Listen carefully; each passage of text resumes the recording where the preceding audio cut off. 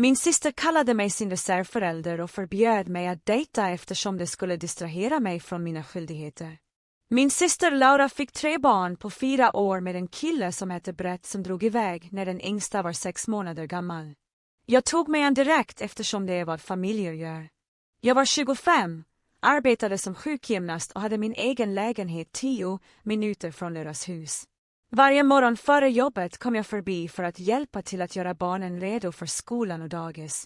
Varje kväll hämtade jag dem så att Laura kunde jobba sent på sin redovisningsbyrå.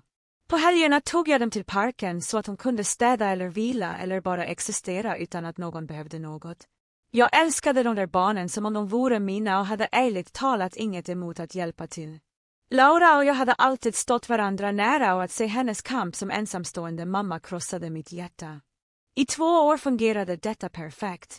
Barnen kallade mig moster och bråkade om vem som fick sitta bredvid mig vid middagen. Laura tackade mig ständigt och sa att hon inte kunde klara sig utan mig. Vi hade ett system och det fungerade. Sedan blev Laura befordrad till seniorrevisor och något i hennes hjärna förändrades. Hon började kalla mig reservförälder. Inte moster, inte hjälpare, reservförälder. Hon hade introducerat mig för folk som sin inbyggda lösning för barnomsorg. När skolan behövde kontaktuppgifter i nödfall listade hon mig som sekundär vårdnadshavare utan att fråga. När barnläkaren frågade om familjens sjukdomshistoria sa Laura att jag bara skulle skriva ner mig som andra förälder eftersom jag i princip uppfostrade dem ändå. Jag försökte skratta bort det, men sedan började kraven bli konstiga. Laura informerade mig om att jag behövde justera mitt arbetsschema eftersom barnen behövde hämtas klockan 14:30 istället för 15:00. Hon informerade mig bara som om jag inte hade något jobb med riktiga patienter inbokade. När jag sa att jag inte kunde ändra hela min kalender sa hon, reservföräldrar gör uppoffringar. Hon började lämna av dem vid min lägenhet utan förvarning. Jag kom hem och hittade 3 barn på min tröskel med en lapp som sa att Laura hade ett akutmöte. Nödsituationen var oftast att hon hämtade drinkar med kollegor. Hon gav skolan min adress som en sekundärbostad och berättade för dem att barnen ibland kanske skulle bo hos mig under veckan. Rektorn kallade mig förvirrad över vårdnadsavtalet. Det verkliga problemet började när jag träffade Tom på gymmet. En söt kille som jobbade som brandman hade ett fantastiskt leende. Vi gick på några dejter och det gick riktigt bra. Laura fick reda på det när hon tittade igenom min telefon medan jag lekte med barnen. Hon tappade det helt. Sa att jag inte kunde dejta eftersom barnen behövde stabilitet och att det skulle förvirra dem att ta med slumpmässiga män. Jag hade inte ens presenterat Tom för barnen än. Laura sa att det inte var poängen. Poängen var att jag behövde vara tillgänglig hela tiden och att dejting skulle distrahera mig från mitt ansvar som reservförälder. Hon sa faktiskt att jag hade gjort ett åtagande när jag gick med på att hjälpa till och att dejting skulle bryta det åtagandet. Hon sa att barnens moster kanske inte skulle vara där lika mycket eftersom hon valde någon man framför dem. Min 6-åriga brorson grät och frågade varför jag inte älskade dem längre.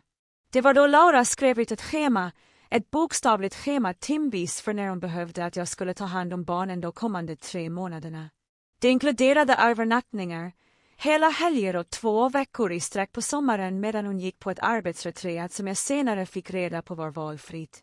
Längst ner hade hon skrivit att jag behövde skriva under det som ett erkännande av mina plikter som reservförälder. Hon hade också skrivit att jag förstod att dating inte var förenligt med den här rollen. Jag frågade om hon menade allvar och hon sa att ensamstående föräldrar inte får ha sociala liv, så varför skulle jag?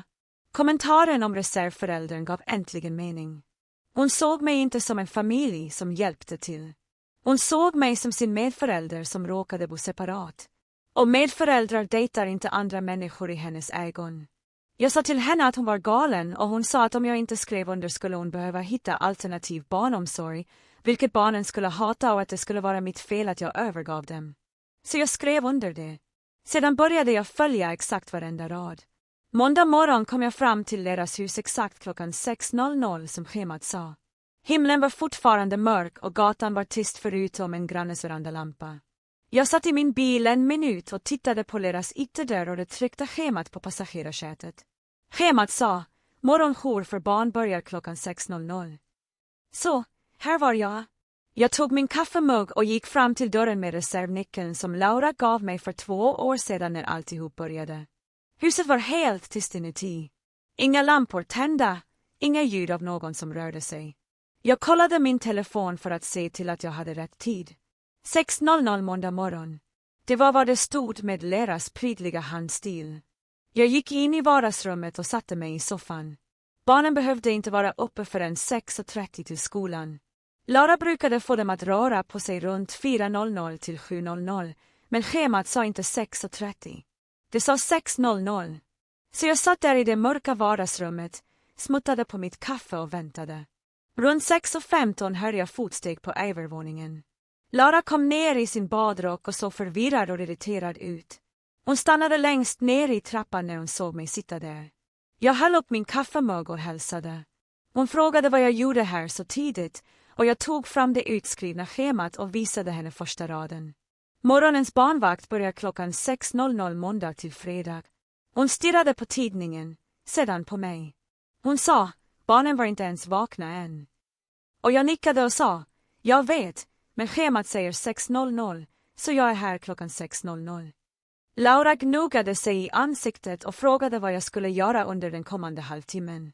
Jag tittade på schemat igen och sa att jag inte specificerar mina arbetsuppgifter för den här tidsperioden, bara att jag måste vara närvarande från och med 6:00. Hon såg ut som om hon ville bråka, men gick istället bara till köket för att göra kaffe. Jag låg kvar i soffan och scrollade igenom min telefon. Klockan 6:30 hörde jag att barnen började vakna på övervåningen och jag gick upp för att hjälpa dem att klä. Precis som jag alltid gjorde. Lara stod i köksdörren och tittade på mig med ett konstigt uttryck som jag inte kunde läsa. Hela morgonrutinen kändes konstig eftersom vi båda visste att jag hade suttit nere i mörkret i 30 minuter och bara följt hennes skrivna regler. Jag tog barnens frukost och packade 6-åringens lunch. Lara sa inget mer till mig. Klockan 7:15 lastade jag in barnen i bilen för att lämna av dem vid skolan och dagiset. När jag skulle gå ropade Laura och frågade vilken tid jag skulle vara tillbaka för upphämtning. Jag kollade schemat och sa att det skulle vara 14:00 som det står här. Hon sa att skolan inte slutar förrän 15:00. Och jag sa att jag vet, men schemat säger 14:00. Så jag kommer att vara där 14:00. Hon blev röd i ansiktet, men hon stängde bara dörren. Jag körde barnen till skolan och dagiset och åkte sedan till jobbet.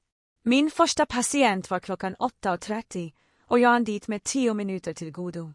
På tisdagen dök jag upp vid deras hus klockan 6:00 igen. Den här gången var hon redan nere och väntade på mig och såg trött och irriterad ut.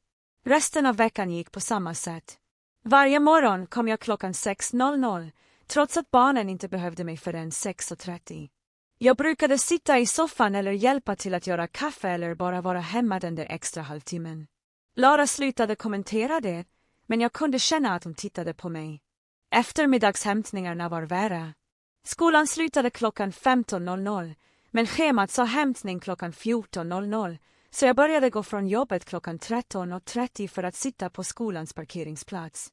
Min handledare, Julian, märkte att jag gick tidigt varje dag och frågade om allt var okej. Jag bokade om 3 patientmöten den första veckan för att få tiden 14:00 att fungera. Jag brukade sitta i min bil på den tomma skolparkeringen och läsa eller scrolla i telefonen medan andra föräldrar sakta började anlända runt 14:45. Skolsekreteraren kom ut på tisdags eftermiddagen och knackade på mitt fönster och frågade om jag var okej. Jag sa att jag bara var tidig för upphämtning. Hon gav mig en konstig blick och gick tillbaka in. På torsdags eftermiddagen satt jag i min bil när Julian ringde och bad mig komma förbi hans kontor innan jag åkte för dagen. Jag fick ont i magen eftersom jag visste att mitt konstiga schema påverkade mitt arbete. Jag hämtade barnen klockan 15:00 efter att ha suttit på parkeringen i en timme och lämnade sedan av dem vid deras hus. Schemat sa att kvällsbarnen var från 17:00 till 20:00, så jag gick tillbaka till kliniken. Julian var på sitt kontor när jag kom dit klockan 16:15. Han har varit min handledare i 3 år och vi har alltid haft en bra arbetsrelation. Han bad mig sitta ner och sa sedan att han hade märkt att mitt schema hade blivit riktigt kaotiskt på sistone. Jag hade bokat om patienter, gått tidigt och verkat distraherad under mötena. Han frågade om något pågick som man borde känna till. Jag tog fram deras utskrivna schema och gav det till honom. Han läste igenom det långsamt och hans uttryck förändrades från oroligt till förvirrat till något som liknade ilska. Han tittade upp på mig och frågade om det här var allvarligt. Jag sa till honom, ja, min syster skapade schemat och krävde att jag skulle skriva under det, och nu följer jag det exakt. Julian läste igenom det igen och var uppmärksam på tiderna. Han pekade på upphämtningsbussen klockan 14 och sa, skolan slutar inte förrän klockan 15. Jag sa, jag vet. Han frågade varför jag följde ett schema som inte var logiskt, och jag förklarade hela situationen, hur Laura hade behandlat mig som en reservförälder istället för familj, hur hon hade försökt förbjuda mig att dejta, hur hon hade gett mig det här schemat med en lapp längst ner där det stod att jag förstod att dejting inte var förenligt med min roll. Julian lade ner schemat och sa att det här var utnyttjande. Han sa att det Laura gjorde hade ett namn och att det inte var okej. Jag kände att det snörvlade i halsen eftersom det blev verkligt när jag hörde någon annan säga det. Julian föreslog att jag behövde ha ett seriöst samtal med Laura om gränser och förväntningar. Jag sa till honom att jag inte var redo för det samtalet än. Jag ville att Laura skulle säga exakt vad hon krävde innan jag konfronterade henne direkt. Om jag följde hennes schema exakt kanske hon skulle inse hur orimligt det var. Julian såg skeptisk ut men sa att han förstod. Han sa också att jag behövde reda ut det här snart eftersom det påverkade min arbetsprestation och patientvård. Jag lovade att jag skulle hantera det och lämnade hans kontor och mådde sämre än tidigare. Jag körde tillbaka till deras hus för kvällsvakt. Schemat sa 17:00 till 20:00. Jag kom dit 16:55 och Laura var fortfarande på jobbet. Barnen var hos grannen som vakade dem under en timmes mellanrummet mellan skolan och när jag vanligtvis hämtade dem. Jag hämtade dem från grannhuset och tog med dem tillbaka till deras hus. Vi gjorde läxor och jag lagade middag åt dem. Precis klockan 20:00 tog jag på mig jackan och sa till barnen att jag var tvungen att gå. 6-åringen frågade varför jag skulle åka och jag sa, för att mitt schema säger att klockan 20:00 är slutet på kvällsarbetet. Han frågade var mamma var och jag sa att jag inte visste, men att hon skulle komma hem snart. Jag smsade Laura att jag skulle åka klockan 20 som schemalagt. Jag satte mig i bilen och körde hem. Min telefon ringde innan jag ens kom ut ur deras grannskap. Det var Laura och hon var rasande. Hon frågade var jag var och jag sa att jag skulle åka hem. Hon sa att barnen var ensamma och jag påminde henne om att jag åkte klockan 20:00 precis som schemat angav. Laura började skrika att hon inte var hemma än och att jag inte bara kunde lämna barnen ensamma.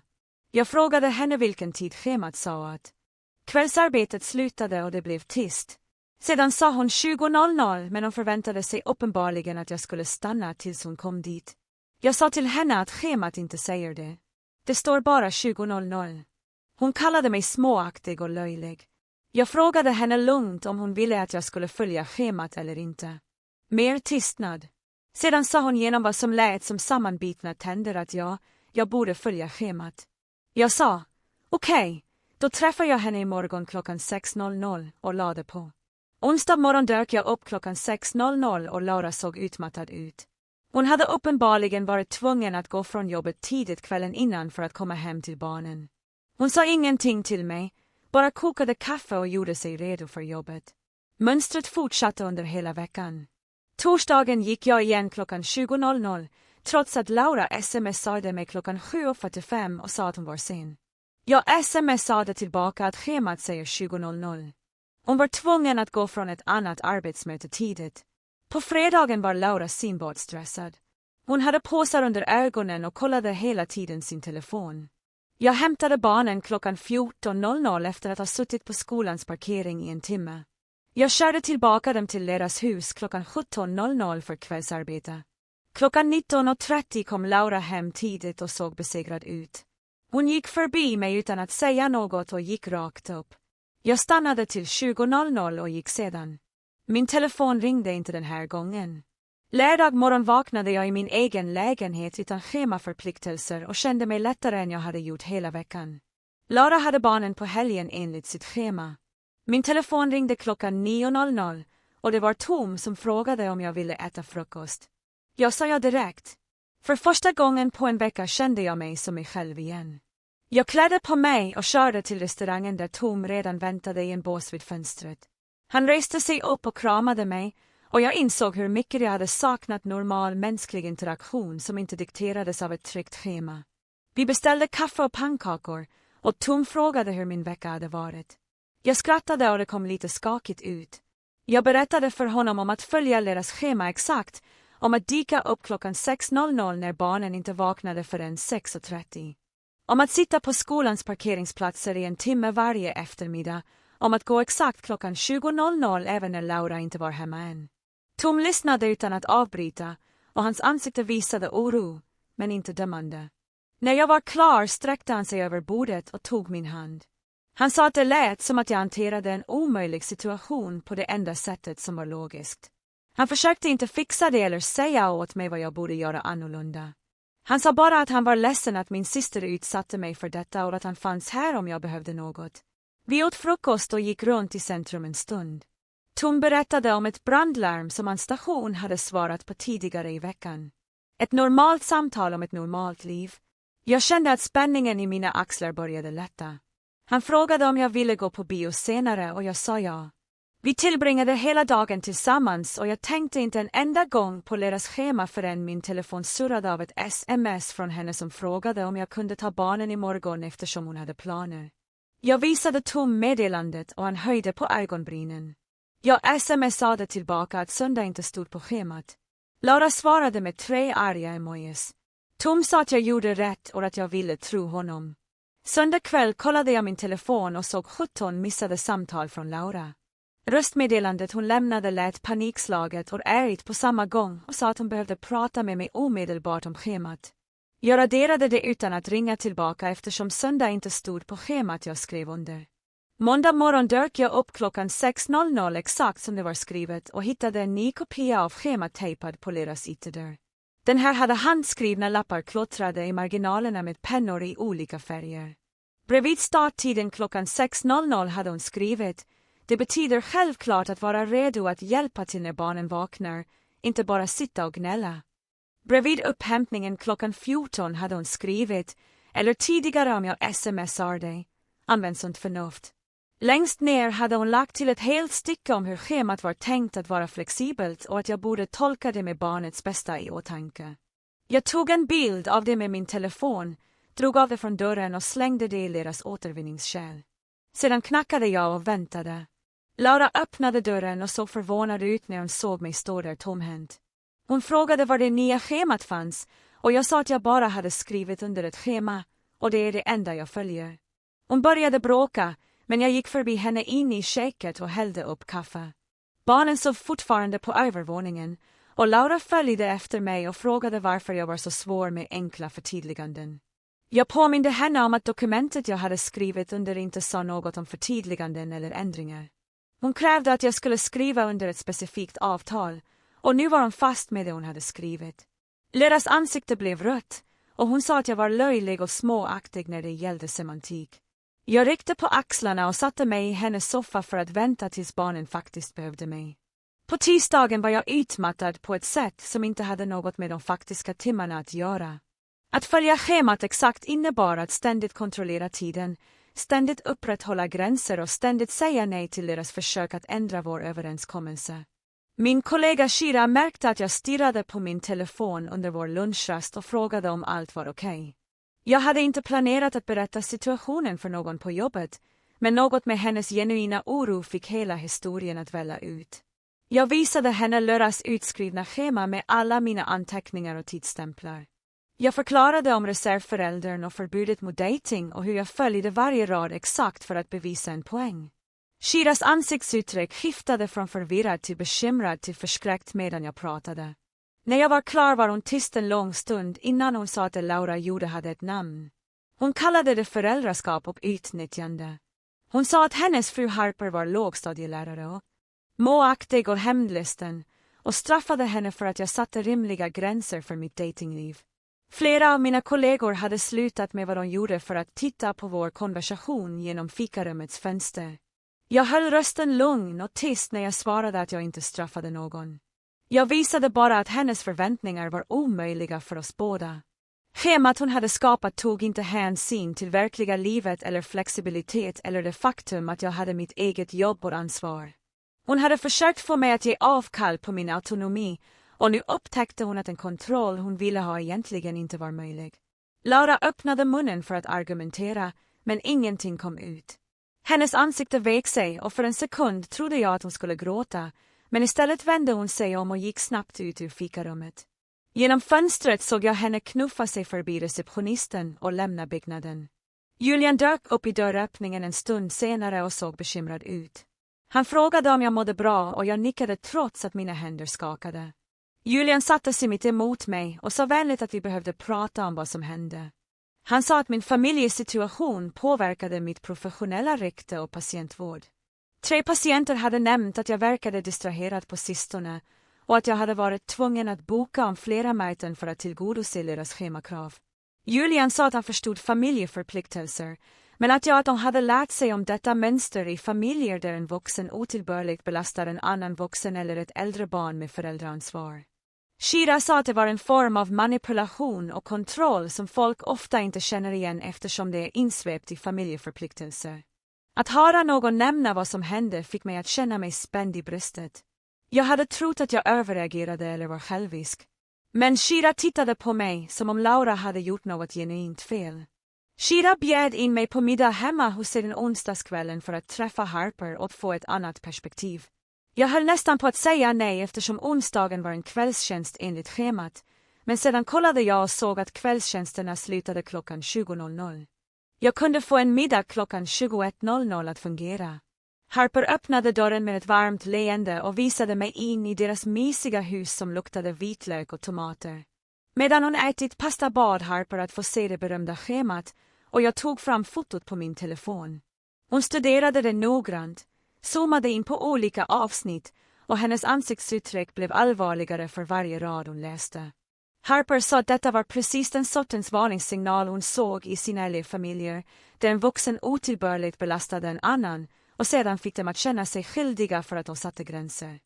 Hon pekade på raden om att dejting är oförenligt med reservföräldraplikter och sa att det var särskilt oroande eftersom det visade att Laura kände sig berättigad att kontrollera hela mitt privatliv. Harper frågade hur länge detta hade pågått och jag insåg med en sjuk känsla att det intensiva schemat var nytt, men mönstret hade byggts upp i 2 år. Harper nickade som om hon hade förväntat sig det svaret.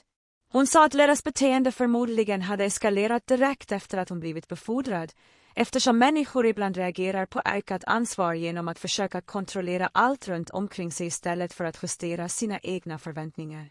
Det var lättare för Laura att kontrollera mig än att erkänna att hon behövde anlita faktisk hjälp eller minska sina arbetstider eller acceptera att hon inte kunde göra allt perfekt. Bekräftelsen från Harper hjälpte mig att känna mig mindre galen, men den gjorde mig också arg på ett sätt jag inte hade låtit mig själv känna förut. Jag hade varit så fokuserad på att hjälpa Laura och älska barnen att jag inte hade stannat upp för att ifrågasätta om det hon bad, om var rimligt eller rättvist. Harper sa något annat som fastnade i mina ögon. Hon sa att det faktum att Laura hade skrivit ner allt och fått mig att skriva under det antydde att hon på något sätt visste att hennes krav var överdrivna. Varför skulle hon annars behöva ett formellt avtal? Folk tvingar inte sina familjemedlemmar att skriva på kontrakt om de inte är oroliga för att bli motbevisade. Den kommentaren snurrade i mitt huvud hela vägen hem. Laura hade varit orolig att jag skulle säga nej, så hon hade skapat en krona i sekunder med barnets känslor och sedan presenterat schemat som den enda lösningen. Jag hade skrivit under det för att jag kände mig fångad, men Laura hade gillrat fällan medvetet. På torsdagsmorgonen surrade min telefon av ett sms från Laura som bad mig hämta barnen klockan 12 istället för 14 eftersom hon hade ett viktigt möte. Jag stirrade på meddelandet en lång stund innan jag skrev tillbaka att schemat sa upphämtning klockan 14 och att det var då jag skulle vara där. Laura svarade omedelbart och frågade om jag på allvar tänkte få henne att missa ett viktigt möte i över 2 timmar. Jag svarade att jag hade patienter bokade fram till 14 och inte kunde ändra min arbetskalender. Hon skickade tillbaka 3 arga emojis och sedan inget mer. Jag tystade min telefon och gick för att träffa min första patient för dagen.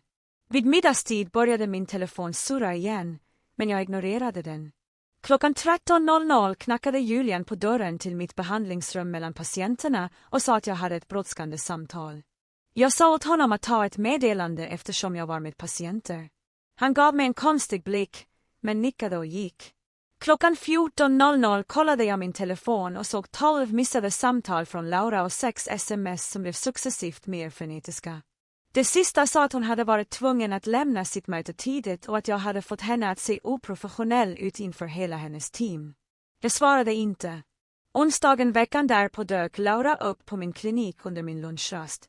Receptionisten såg obekväm ut när hon ledde Laura tillbaka till rastrummet där jag åt. En smörgås. Lauras ansikte var rodnat och hennes händer skakade när hon krävde att få veta varför jag var så stel och svår när jag visste att hon behövde flexibilitet. Hon sa att schemat var tänkt att vara ett ramverk, inte ett fängelse, och att jag medvetet misstolkade det för att straffa henne. Jag tuggade färdigt min tugga innan jag svarade. Jag sa lugnt till henne att det här var precis det schema hon hade skapat och krävt att jag skulle skriva under. Jag följde helt enkelt vår överenskommelse till punkt och pricka eftersom det var vad hon hade bett mig att göra. Om schemat inte fungerade för hennes faktiska behov, kanske hon borde ompröva vad hon begärde av mig. Lauras röst blev högre när hon sa att jag behövde skydda mitt jobb eftersom Lauras beteende skapade problem som sträckte sig bortom vår personliga relation. Jag lovade honom att jag hanterade det och att situationen skulle lösa sig snart. Julian såg inte övertygad ut, men han nickade och lämnade mig ensam för att äta upp min lunch. Jag kunde inte äta resten av min smörgås. Den kvällen satte jag mig vid mitt köksbord med Lauras utskrivna schema och en miniräknare. Jag gick igenom rad för rad och lade ihop de faktiska timmarna hon krävde. Morgonarbetsplatser från 6:00 till 8:00 var 2 timmar dagligen. Eftermiddagshämtning och vård från 14:00 till 17:00 var 3 timmar dagligen. Kvällarbetsplatser från 17:00 till 20:00 var ytterligare 3 timmar. Det var 8 timmar varje vardag. Sedan listades helgarbetsplatser som lördag 9:00 till 18:00 och söndag 14:00 till 20:00. Det var 9 timmar på lördagen och 6 timmar på söndagen. 8 timmar per vardag blev 40 timmar. Plus 15 helgtimmar gjorde att det blev totalt 55 timmar. Jag stirrade på siffran med misstro. Laura krävde 55 timmar per vecka utöver min 40 timmars arbetsvecka. Jag hade jobbat 95 veckor i 2 år utan att helt inse det, eftersom det hade byggts upp gradvis. Inte konstigt att jag var utmattad. Inte konstigt att jag inte hade något socialt liv. Inte konstigt att tanken på att dejta hade verkat omöjlig. Jag hade arbetat mer än 2 heltidsjobb, och Laura hade svarat på mitt försök att sätta gränser genom att försöka formalisera och utöka mina skyldigheter ytterligare. Jag tog fram min telefon och smsade Tom att jag behövde träffa honom ikväll. Han svarade omedelbart och sa att han skulle ta mig middag. När han kom till min lägenhet 2 timmar senare satt jag fortfarande vid köksbordet och stirrade på siffrorna jag hade skrivit ner. 55 timmar per vecka. Tom ställde ner hämtmatspåsarna och kom fram för att titta på vad jag gjorde. Han läste igenom mina beräkningar tyst medan jag satt där och kände mig domnad. Sedan drog han fram stolen bredvid mig och satte sig ner. Han försökte inte fixa någonting eller säga åt mig vad jag skulle göra. Han sträckte sig bara fram och tog min hand. Det var då jag började gråta. Inte tysta tårar, utan den sortens gråt där man inte kan få andan. Tom drog mig i sina armar och höll mig medan jag sniftade ner i hans tröja. Jag sa hela tiden att jag inte kunde tro att jag hade låtit detta hända, att jag hade varit så dum som inte såg vad Laura gjorde. Tom bara gnuggade mig på ryggen och sa att jag inte var dum. Jag var snäll och Laura hade utnyttjat det. Vi satt där på mitt köksgolv länge medan jag grät ut 2 år av utmattning och förbittring. Tom beordrade mig att duscha medan han värmde maten. När jag kom ut igen hade han dukat upp tallrikar och bläddrade igenom sin telefon. Han visade mig en artikel om familjeutnyttjande och föräldraskap. Alltid beskrev exakt vad Laura hade gjort mot mig. Tom stannade till nästan midnatt. Och när han gick fick han mig att lova att prata med Julian om vad som hände. Jag lovade trots att tanken fick mig att vilja kräkas. Fredags eftermiddagen kallade Julian in mig på sitt kontor direkt efter att min sista patient hade gått. Hans ansiktsuttryck var allvarligt när han gestikulerade åt mig att stänga dörren och sätta mig ner. Han sa att han behövde prata med mig om mina senaste prestationer. 3 patienter hade lämnat in klagomål om förhastade möten under de senaste 2 veckorna. Jag hade också varit tvungen att omboka 7 olika sessioner på grund av deras schemakrav. Julian drog fram en mapp med klagomålsblanketterna och jag kände hur mitt ansikte hettade till när jag läste igenom dem. En patient sa att jag verkade distraherad och inte lyssnade på hennes oro över hennes knäsmärta. En annan sa att jag hade förkortat hans session med 15 minuter utan förklaring. Den tredje sa att jag hade kollat min telefon upprepade gånger under deras möte. Jag kom ihåg den dagen eftersom Laura hade smsat mig om en akut upphämtning som visade sig vara ingenting. Julian frågade vad som pågick och jag berättade allt om deras schema och reservförälderns beteckning och hur jag hade försökt bevisa en poäng genom att följa hennes krav exakt. Julian lyssnade utan att avbryta. Hans ansiktsuttryck blev mer bekymrat när jag pratade. När jag var klar var han tyst en minut. Sedan sa han mycket vänligt att min familjesituation inte kunde fortsätta att påverka patientvården. Han förstod att jag var i en svår situation, men mitt professionella rykte stod på spel. Klinikens rykte också, eftersom patienterna började klaga. Julian föreslog att jag skulle ta några dagar ledigt för att reda ut saker och ting. Han sa att det inte var ett straff, men att han var orolig för mig och tyckte att jag behövde utrymme för att hantera den här situationen med Laura. Jag kände lättnad och misslyckande på samma gång. Lättnad eftersom jag var så trött att jag knappt kunde tänka klart. Misslyckande eftersom jag hade låtit mitt privatliv förstöra mitt jobb. Julian sa att han skulle täcka mina möten på måndag och tisdag och att jag borde använda den tiden till att sätta några gränser. Jag tackade honom och lämnade hans kontor med känslan av att jag skulle gråta igen. Jag satt i min bil på parkeringen i 20 minuter innan jag kunde köra hem. När jag kom till min lägenhet ringde jag min mamma. Hon svarade på tredje ringsignalen och lät glad. Jag frågade om hon hade tid att prata och hennes ton ändrades omedelbart. Hon frågade vad som var fel och jag började förklara allt som hade hänt med Laura. Kommentarerna från reservföräldern och det utskrivna schemat och Laura som förbjöd mig att dejta. Mamma var tyst medan jag pratade. När jag var klar blev det en lång tystnad i andra änden. Till slut sa hon att hon hade märkt att Laura utnyttjade det, men att hon inte ville lägga sig i hennes döttrars öde. Jag kände ilska svepa igenom mig. Jag frågade varför hon inte hade sagt något om hon hade märkt det. Mamma suckade och sa att hon trodde att jag skulle säga ifrån om det störde mig. Och Laura hade varit så stressad som ensamstående mamma att hon inte ville göra saker svårare. Mamma sa att Laura alltid hade kämpat med att be om hjälp direkt. Även som barn manipulerade hon situationer tills folk anmälde sig frivilligt istället för att bara fråga. Hon skapade problem eller agerade hjälplöst tills någon ingrep och fixade saker. Mamma sa att befordran förmodligen hade fått Laura att känna sig mer utom kontroll eftersom alla plötsligt tittade på hennes prestationer på jobbet. Så hon försökte kontrollera mig istället för att erkänna att hon var överväldigad och behövde faktisk hjälp. Mamma frågade vad jag skulle göra och jag sa att jag inte visste. Hon erbjöd sig att prata med Laura, men jag sa nej. Det här var mellan mig och min syster och jag behövde hantera det själv. Mamma fick mig att lova att ringa henne om det blev värre. Jag lovade och lade på och kände mig lite bättre, men också mer förvirrad. Requested reads is on Spotify now. Check out link into description or comments. Saturday on Sunday, I barely left me apartment. Tom came over Saturday afternoon and we watched movies. Sunday, I cleaned my entire place and tried not to think about Laura or the kids. Then Sunday night, my phone rang. Laura, I almost didn't answer, but something made me pick up. Laura was crying before she even said hello. She said the kids were asking why I didn't lova dem anamora and why I was being som en to momma. She said the 6-year-old had cried himself to sleep asking when auntie was coming back. I felt the familiar guilt rising up like a wave. That automatic response that made me want to apologize and fix everything. But I pushed because I knew what Laura was doing.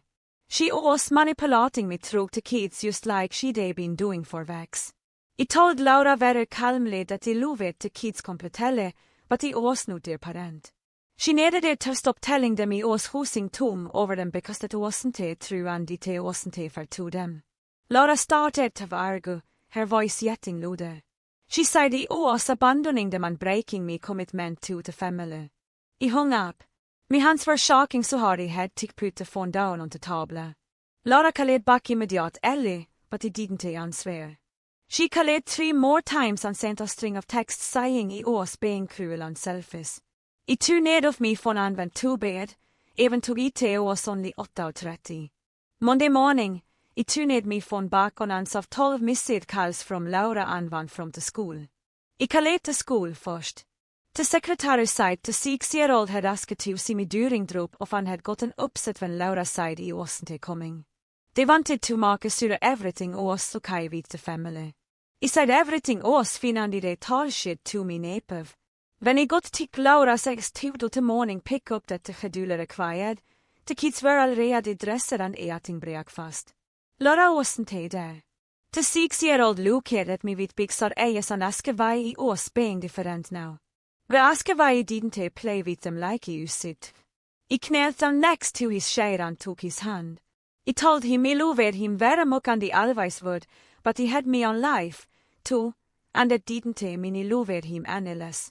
He tried to explain that grown-ups need time for their own things, and that was okay. And normal. The 4-year-old interrupted to say that Mama told her he was going away soon because he had a boyfriend now. My chest felt tight as he looked at her little face. Laura was actively pursuing my relationship with the kids to maintain control over me. She was using them as weapons and they didn't even know it. He told both kids that he wasn't going anywhere and he would always be there, but things might look a little different from before and that was okay. The 6-year-old asked if he still loved Mommy and he said yes, even though he wasn't sure that was true anymore. He drove them to school and dejta, my mind spinning. Laura had crossed her all by telling the kids two things. She was hurting them to hurt me. That evening, after he picked the kids up and brought them back to Laura's house, he waited until they were in the other room watching TV. Then he pulled at me phone and texted Laura. He said we needed to have a serious conversation with the kids present. He said we needed to talk about boundaries and expectations and what was actually reasonable. Laura responded 10 minutes later. She said she was too busy with work and her actual responsibilities as a parent. The implication was crystal clear. I wasn't a real parent, so my concerns didn't matter. I stared at the text for a long time before I put my phone away. Tuesday afternoon, I was between patients when my phone rang with a number I didn't recognize. I almost sent it to voicemail, but submitting made me answer. The woman on the other end introduced herself as Fiona, Laura's boss at the accounting firm, and my stomach dropped because bosses don't call family members unless submitting is really wrong. She apologized immediately for overstepping boundaries, but said she was concerned about Laura and her Peri could help clarify some things. He gripped me from tighter and asked what was going on. Fiona explained that Laura had been struggling at work lately, missing deadlines she'd never missed before, seeming distracted during meetings and making unusual errors in clientförlös. She'd pulled Laura aside yesterday to check in, and Laura had mentioned family issues, so meeting about skilda arrangements falling through. My face got hot because I knew exactly. But Laura had told her. Fiona asked very carefully if everything was okay with our arrangement, if he was still able to help with the kids because Laura had implied he might be backing out. I sat down hard in my office chair, stunned that Laura was discussing this at work, potentially making herself look unreliable to her boss. I took a breath and told Fiona there had been a misunderstanding about expectations and Laura and I were working through it. I kept my voice diplomatic even though I wanted to scream about Laura manipulating the situation to make me look like the problem. Fiona sounded relieved and said she was glad we were communicating. Then added that Laura seemed to be under tremendous pressure and maybe needed more support than she was willing to admit. She gave me her husband's contact information. Said his name was Rory and he was a family therapist who specialized in exactly these kinds of situations. I tänker her answer the number even tog I wasn't syre I det ljuset. That night, I couldn't sleep. My brain replaying every interaction with Laura from the past 2 years like a movie I couldn't turn off. I started at me sailing, remembering the exact moment the backup parentlangas started. And suddenly, it clicked into place like a puzzle piece I'd been ignoring. It was right after a family gathering where Brett's brother, Axel, had asked about the kids, asked him Laura was managing everything alone, and Laura had gotten this tight look on her face. She'd launched into this whole speak about she wasn't alone, and she had a great support system, She oss handling single motorhod just fina. The next week, she there started calling me back up parent instead of just saying I helped out. I rolled over and grabbed me phone. Scrolling back through old texts and found a pattern I de missed ville living through it. Every time someone questioned her parenting or implied she needed help, Laura's control over me got tighter. When her kerkermen hunnet dijkere op huns, Laura added morning duties to me gedula. When mom suggested a cleaning service, Laura started having me come over on weekends to help with housework. The promotion had given her financial security, but also more eyes on her, more people watching, more chance for someone to notice she was struggling. She couldn't take control whether people judged her, but she can't control me. Could make it look like she had everything perfectly managed by tuning me into her head of parent. Tuesday morning, I called Rora's number before I could talk myself out of it. Her ansvarade on the second ring, and I explained how I was sending I got his contact information. I suggested we made that afternoon during my lunch break at a koffieshop near my clinic. I gaf up 10 minutes early and ordered tea I didn't drink, me hands shaking arrowen to popper cup. Rory arrived exactly on time. A kalmel lokning man in his 40 sekunder VO sat down across from me and just waited for me to start talking. I told him everything. The whole story from Brett leaving tech to printed gedule till Laura banning me from dating. He listened vidare at interrupting, just nodding occasionally and talking muted on a small pod. When he finished head, det was quiet for a moment before confirming what I already staged to suspect. Laura was exhibiting controlling behavior rooted in deep insecurity and fear of judgment as a single mother. He explained it carefully. Said att Laura likaledes saw mig as en extension av herself rather than a separate person, vilket shows why she felt entitled to dictate me dating life and gedule. She wasn't trying to hurt me exactly. She was trying to control her and see to be controlling me, turning me into a tool she could use to manage her fear of being seen as inadequate. Every time someone questioned her parenting, she tightened her grip on me to prove she had everything under control. Laura leaned forward and sighed. Family therapy could help. But Laura had to recognize the problem first. He warned me that people in her mindset often resist help because admitting they need it feels like admitting failure as a parent. And for Laura, that fear of failure was driving everything. We asked if we thought Laura would be willing to sit down with a mediator. And he honestly didn't know. I thanked him for his time and drove back to work with his words sizzling in my head. This new framework for understanding 2 years of my life. Friday evening, I was making dinner when someone knocked on my apartment door. I looked through the peephole and saw Laura standing there with all 3 kids and 2 suitcases. And me had started racing before I even opened the door. Laura pushed past me the second I turned to knob, putting the kids inside and thrusting an ovened bag into my hands. She said she'd been called for an emergency work trip and needed me to keep them for the weekend. Her words coming fast and clipped like she was reading from a script she'd practiced. I looked at the kids standing in me and terwijl lukning confessered and tirred, tenet Laura, behov would stick with me at me eyes. I valked over to me fridge, but the printed gedule was till tapet up, yellowing slightly at the edges from 2 weeks of cooking steam. I pointed at it and told Laura very calmly that weekend skildare åsente on the gedule I signed. Laura's face went red immediately. That angry flush she'd seen 100 times before. She started yelling that he was being ridiculous. This was an emergency. Family helps family when emergencies happen.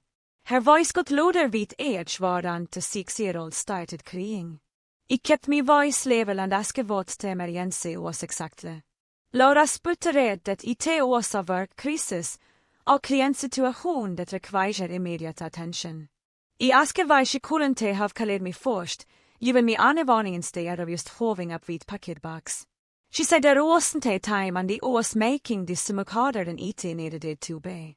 I pulled the printed gedule off my fridge and held it up so Laura could see the yellowing paper with her own handwriting. Family doesn't treat family like unpaid employees, I sighed, shaping my voice steady even though my hands were shaking. I vonte be manipulated an amora. Laura's face went from red to almost purple, and she grabbed her from her pusher. She stabbed at the screen ville yelling that he was selfish, that he was abandoning her children, that he didn't promise to help, and now he was backing out when she needed it me most. The kids were still standing in me and trevai, looking confessed and scarred. The 6-year-old crying again. Laura put the phone to her ear, and he had eating twice before someone picked it up.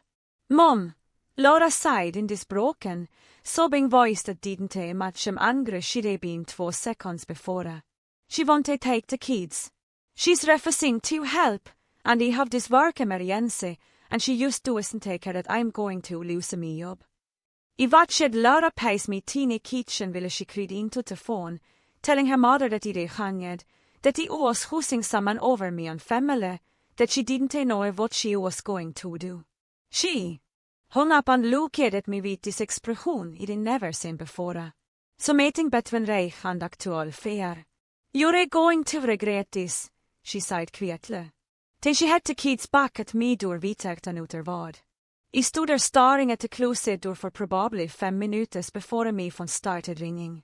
Mom's name lit up me screen and I almost didn't answer because I knew what was coming.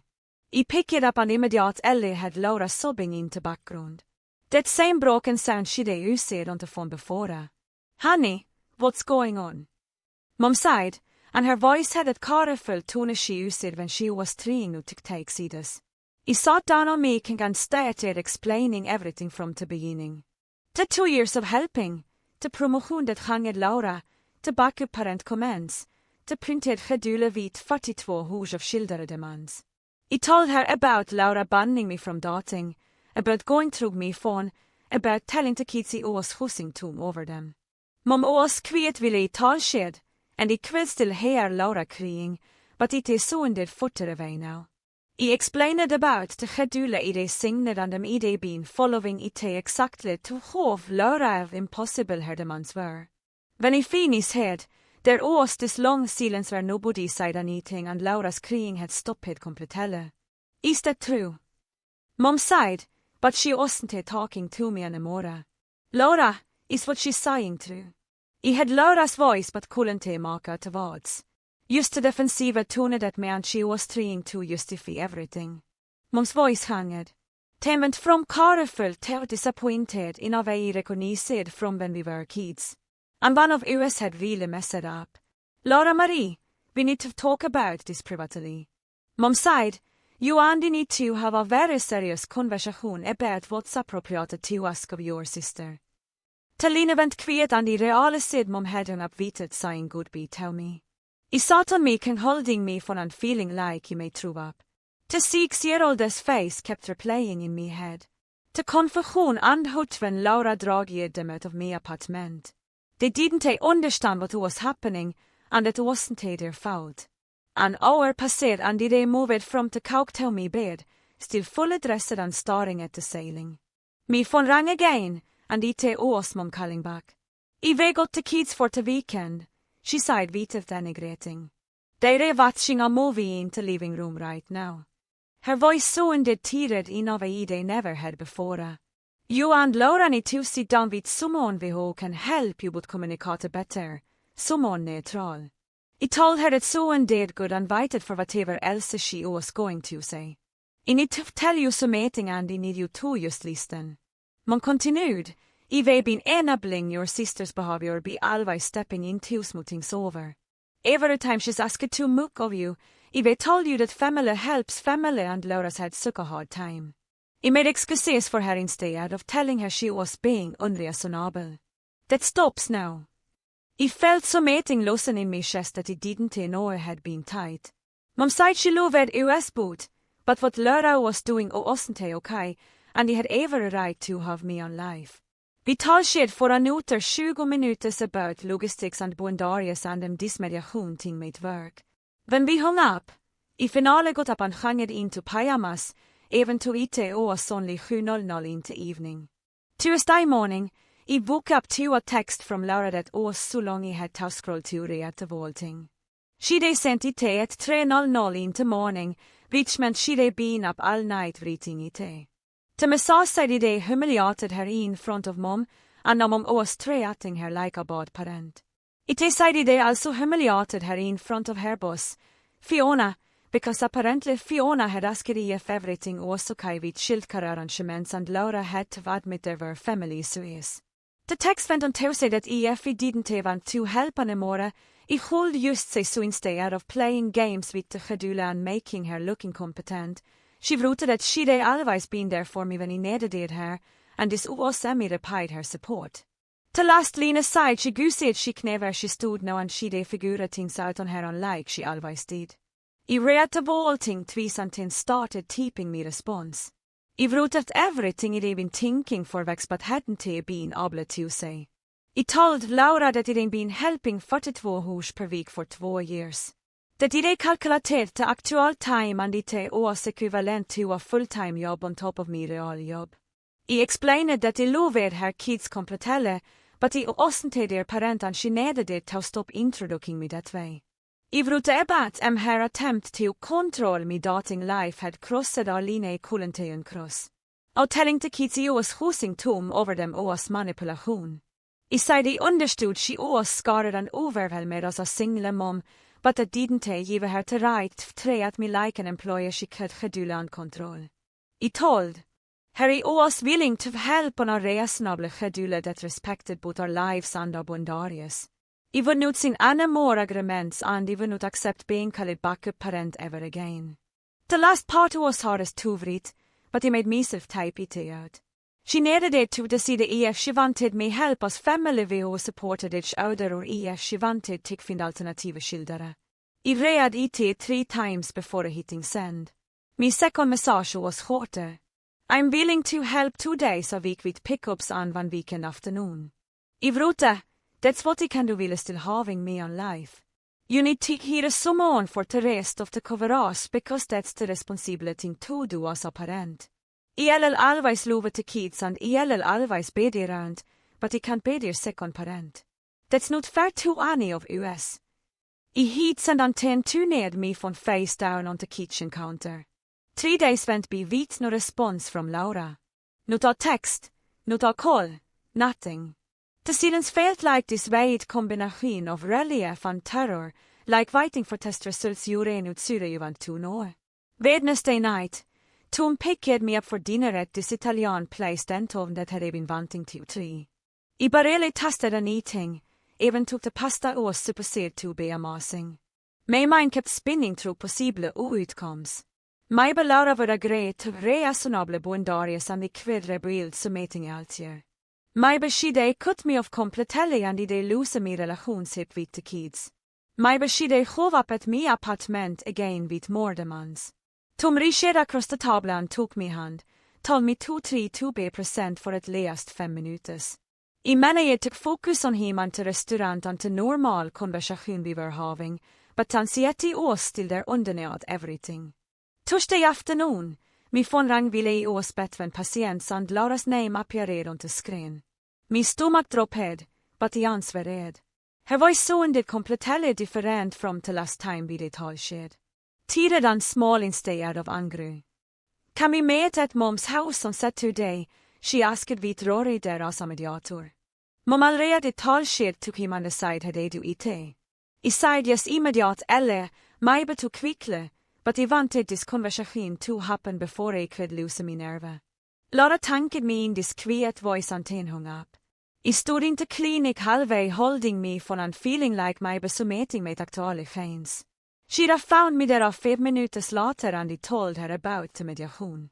She hugged me right there into halfway and said she was proud of me for holding me boundaries. The rest of Tuesday and all of Friday passed in this strange slow motion where I couldn't focus on anything except Saturday morning. Saturday morning arrived and I was up at 6:00, even took the mediation wasn't until 10:00. I hung at Clotus 3 times and couldn't eat breakfast. Tom came over at 9:30 and found me passing my apartment in jeans and me for his choice. He told me looked finan vi needed it to leva or I'd be late. In the car, I couldn't stop fidgeting with me seat belt and running through everything I wanted to say. Tom pulled into Mom's driveway and put the car in the park, ten tuned to look at me. You didn't create this situation, he said. You just refused to keep enabling it.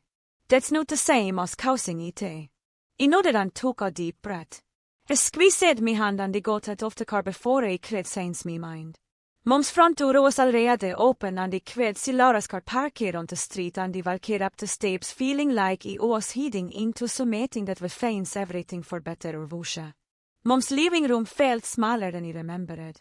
Laura sat on the couch across from me, her hands twisting in her lap, and Rory sat in the armchair between us with a yellow legal pod.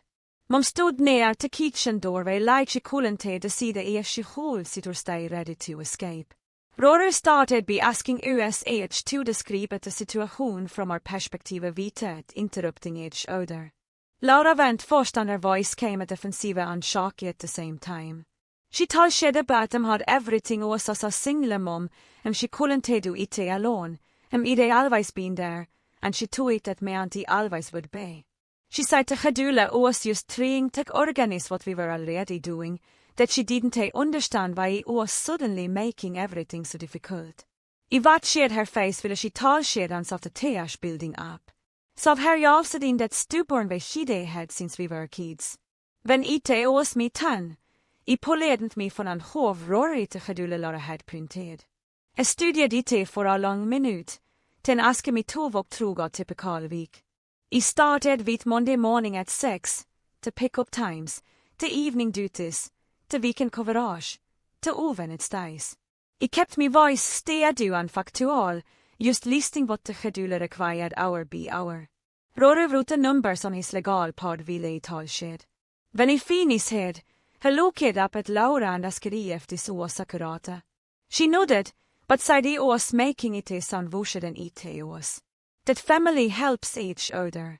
Rory asked them money who's per week the schedule required from me. Laura opened her mouth, but nothing came out. Rory tuned his par arven så vi could both sitta kalkulation written där in neat columns.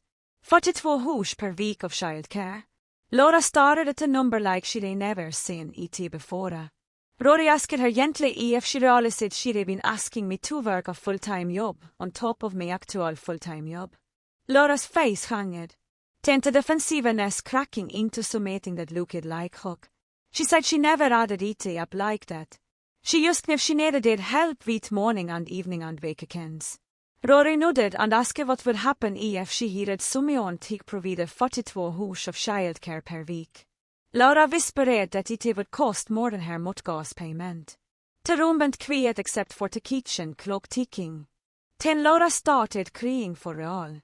Not to angry, defensive tears from before, but this audibly broken sobs that hook her vålbode. She said she was so scarred all the time, scarred of failing, scarred of people judging her, scarred at breath. Leaving proved she wasn't good enough to be anyone's partner or parent. She said when he agreed to help after Brett left, it felt like maybe she wasn't completely alone. Like maybe if he was committed as backup parent, then she had someone and wasn't just a failure doing it all by herself. The words came at messy and desperate between sobs. She said the promotion made everything worse because more people were watching her. More people could see if she messed it up and she needed me to be locked in so she would stay fall apart. It felt me untrue at getting tight listening to her. I understood the fear. I really did. But understanding it didn't make what she'd done okay. I waited until her crying slowed down. Then I said, I got why she was scarred, but I couldn't sacrifice my whole life to manage her worry. I told her I loved her and I loved the kids completely, but I needed it bondarius and she needed it to accept that asking for help wasn't the same as failing as a parent. Laura wiped her face and said she knew she'd gone too far. That so maybe along to way helping had tuned into expecting, and she couldn't see it until Rory wrote that number on the pod. Rory asked what would feel reasonable for both of us going forward. I said I could pick up 2 days a week and 1 weekend afternoon, maybe 4 or 5 hours total. Laura looked panicked and asked, what about the rest of the time? Rory suggested she hired a part-time nanny for the older coverage, that it was the responsible thing to do and didn't mean she was failing. Laura argued that hearing help felt like admitting the fault. Mom finale spoke up from the doorway and said that it was ridiculous that every parent needs support and paying for good childcare was smart. Parenting, notwendigtvis. We spent the next hour working at the tiles with Rory guiding the conversation. Laura agreed to stop introducing me as backup parent and to respect that he had me on life, including dating. She did hire a nanny for the coverage she couldn't provide. I det helped to weekday afternoons and one weekend afternoon, but anything beyond that requires advance notice and me actual agreement.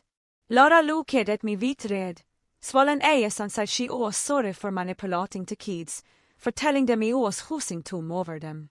She admitted she'd been jealous that I might have the relationship she lost with Brett and she'd taken that fair and anger out on me in a way that was completely unfair. Her voice broke on the last words. I reached across the space between us and took her hand. Mom came and sat on the arm of the couch next to Laura, putting her hand on Laura's shoulder.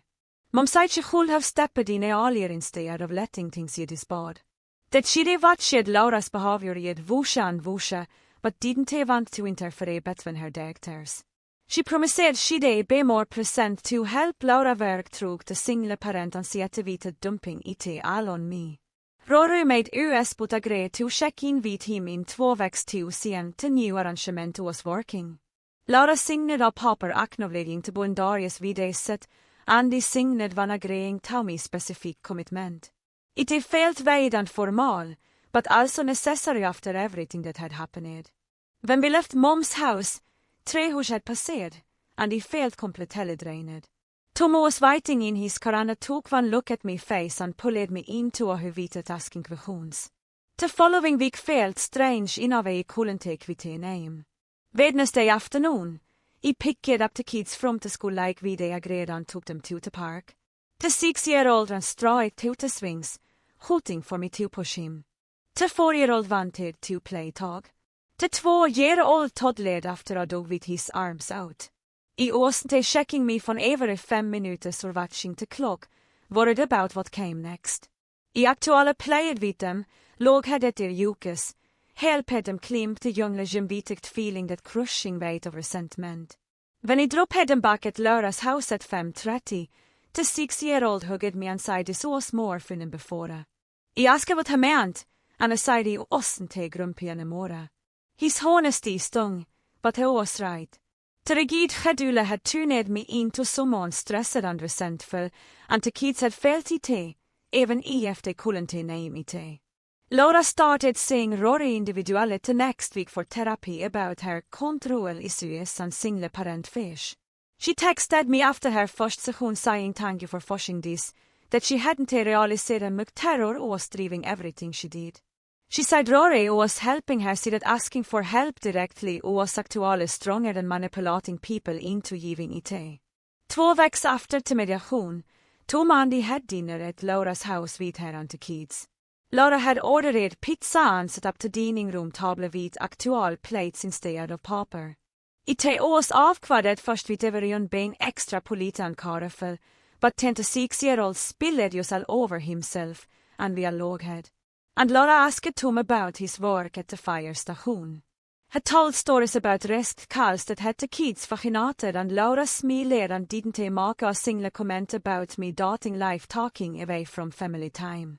When we left that night, Laura hugged me at the door and whispered that she liked him, that she could see why I wanted to spend time with him. Monday morning, I walked into the clinic and Julian called me into his office. I thought maybe I was in trouble, but aside had I noticed that I'd geen seen me work over the past 2 weeks. My patient appointments were running on time.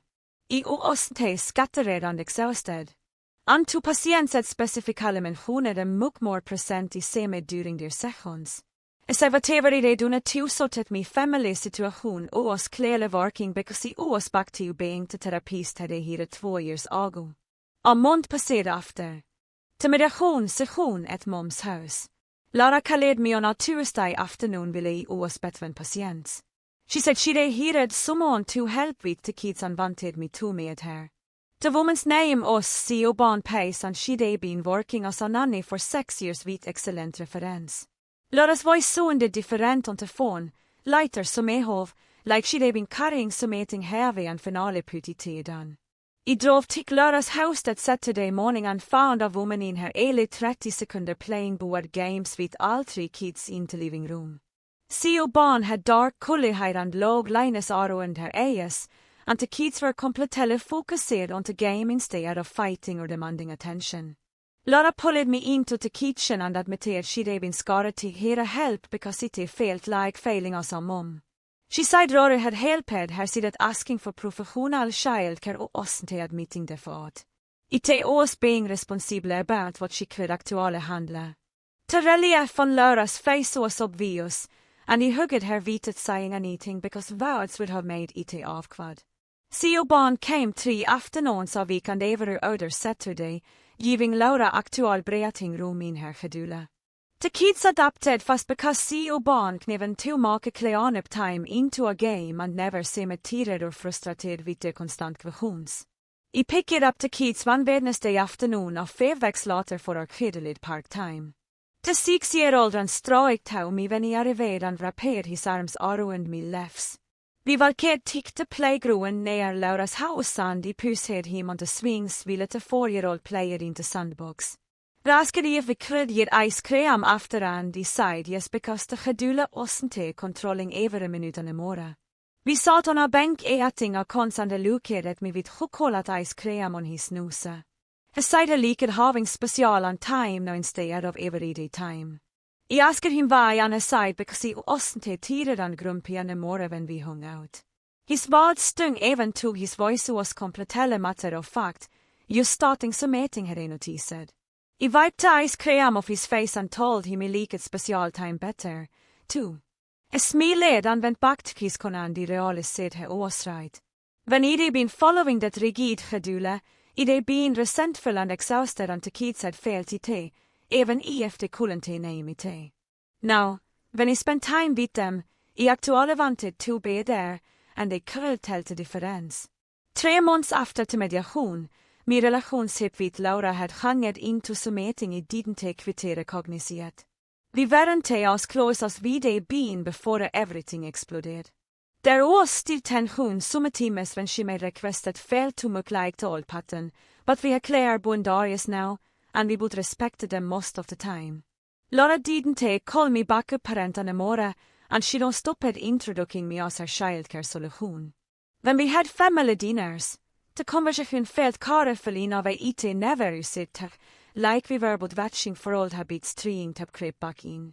Mom came over more often to help with the kids, and Laura had started actually accepting that help instead of pretending she had everything under control. The kids seemed happier overall with more adults sharing the load and less pressure on any single person. It wasn't the easy sense Laura and I used to have, but it felt more honest som have, built on reality instead of unstarted expectations and growing resentment. Tom and I started planning a weekend trip to the coast for next month. We were looking at hotels online one evening at my apartment when I realized I would probably tell Laura since it fell on one of my usual kid days. I texted her about the dates and asked if she cared I used the schedule. She responded within minutes saying to husband and she'd work it out with Sio barn. No guilt trip, no comment about me prioritizing my relationship over family.